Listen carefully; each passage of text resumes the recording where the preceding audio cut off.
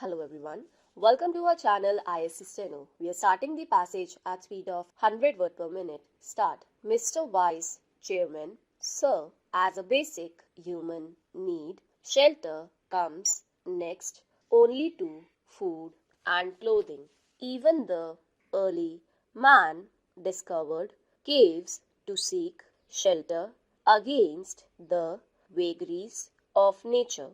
Today, with rising population, many of the developing countries have to cope with and suffer malnutrition, disease, illiteracy, and hunger.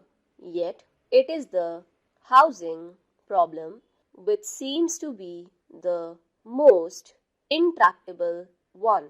About one fourth of the world's population is either houseless or lives in abysmally poor and unhealthy environment. In India, sir, according to the 2001 census, 2 lakh urban households and another 4 lakh rural households have been without shelter, taking into account the overcrowding and the awful congestion and the need to replace the kacha houses and repair the degraded and dilapidated ones. The actual housing deficit is to the tune of 59 lakh in urban areas and 188 lakhs in rural areas. This deficit of housing is expected to rise to 39 million by the year 2010 AD.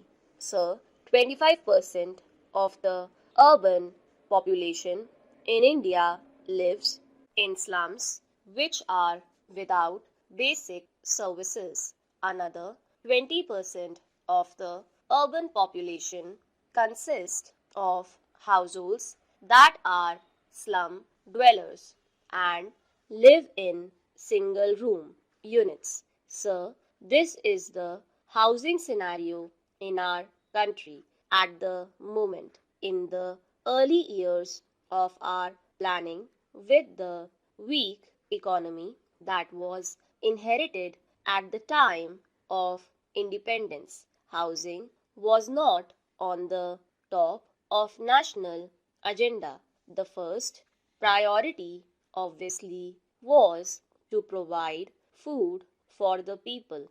A massive national program and endeavor has resulted in self sufficiency in food, and we can be legitimately proud of our industrial progress also. In the sphere of communications and health services, we have made major strides, and the government has also intervened to ensure that clothing is provided reasonably to people in the country. With a fair amount of success in the other spheres, the attention now has obviously to turn to housing and, of course, to education.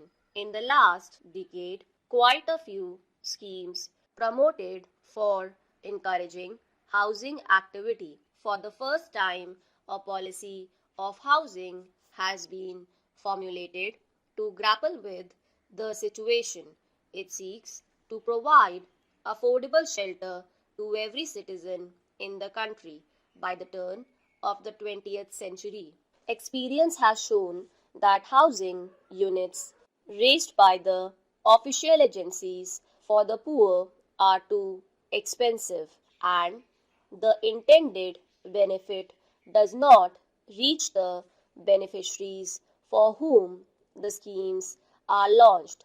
Now, the housing policy acknowledges the imperative of bringing the prospective beneficiary to the center of development process, and it emphasizes on involving the people in the housing and development programs.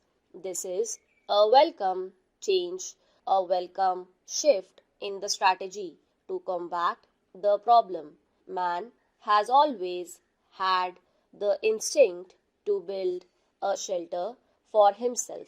Nothing else explains the mushroom growth of slums. However, a slum dweller, being in constant fear of being evicted from the land which he has encroached upon, does not really spend much on building a shanty for himself, even by his own standard.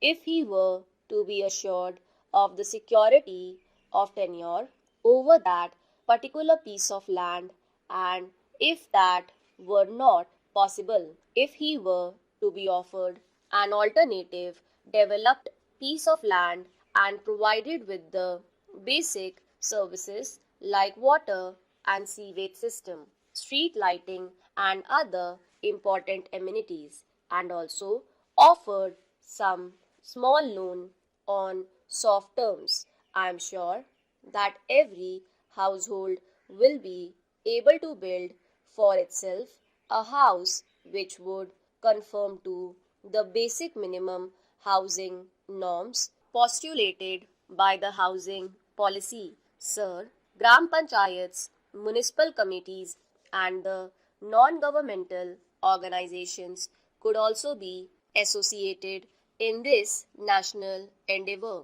particularly in the process of disbursement and repayment of loans, and also for encouraging the cooperative societies, thus relieving the government of some burdensome task. So today you know that the price of land is escalating at an unimaginable rate.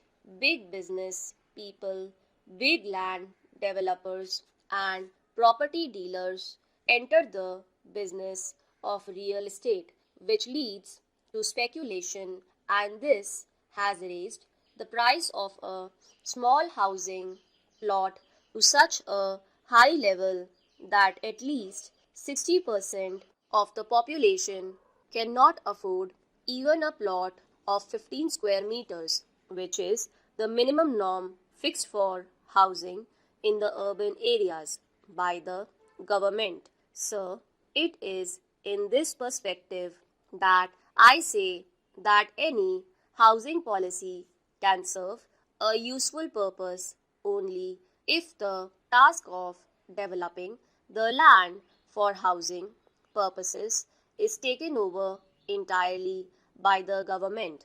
The role of private builders in contributing to the housing activity in the cities cannot be undermined. But cases are not wanting where people investing their lifelong savings in a house plot have been cheated by the property dealers. Land mafias have come up in almost all the major towns and cities of the country. Stop.